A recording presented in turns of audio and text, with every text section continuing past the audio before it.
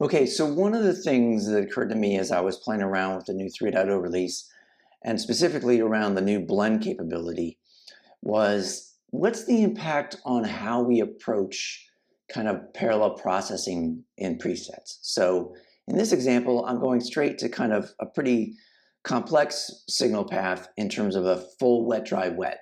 And so what I have here is a preset I created a while back that's kind of that 90s Van Halen tone. At least that's what I was going for.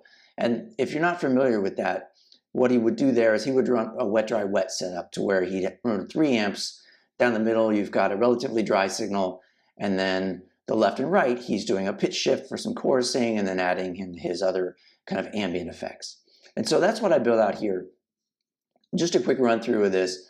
So the way this was set up before is up front, you've got an EQ, a phaser, a flanger, and then we're splitting, and the split runs down to row 3 so we can do the wet pieces. So all the wet pieces are on row 3 and 4.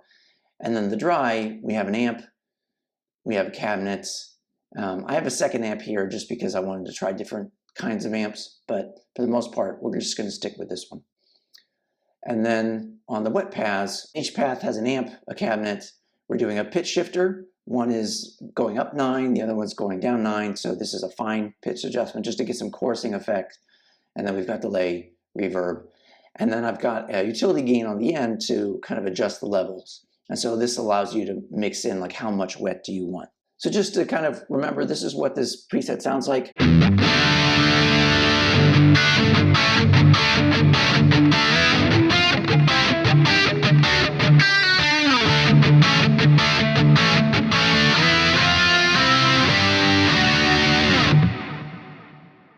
So what I wanted to do is take this preset and recreate it. Instead of using splits, let's use a blend. So I created this preset. You can see right now it's the same exact preset. I just renamed it so that we can play around with the blend. So the first thing we're going to do is we're going to get rid of the split here, and this is not going to be in use. And then I think what we can do is we can get rid of this split as well. And what we need to do is we need to add in some blends down here. So I'm going to go to Utility, we'll bring up the transparent blend. What I'm going to do is the source is going to be from the flanger, which is right there. And then what I need to do is I need to pump up the blend to 100%. So we don't care about the signal coming in, we just care about the signal that's coming in from the side chain. So now what I want to do is I just want to copy this device. I'm going to go here, I'm going to paste the device. And that's odd, when I pasted it, it changed the source. I don't know why it did that, but we're going to set it back to the flanger. So let's see how it sounds.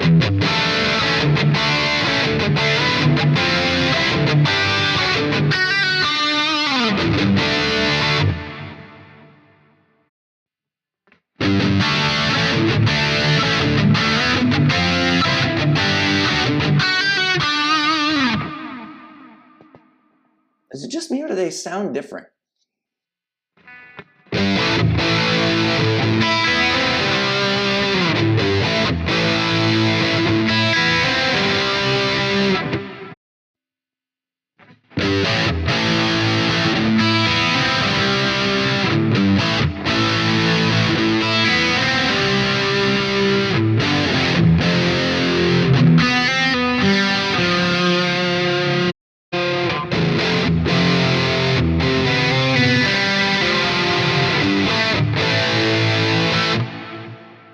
They sound a little bit different, and I like how the split sounds better.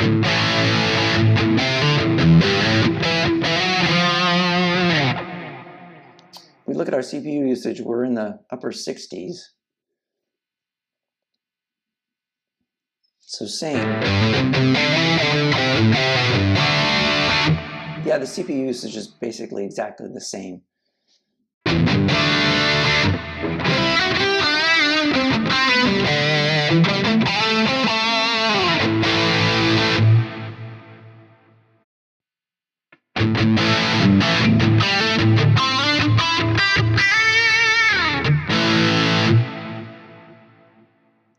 So I'm not sure what to think. I think there is a slight tonal difference to it, and I don't know why.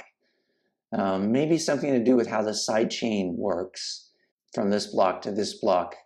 Maybe there's a tonal effect there, I don't know. But it's not super clear to me why that would be.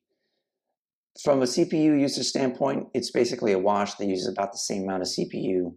Obviously, the blend has way more power than just doing this kind of wet, dry, wet split.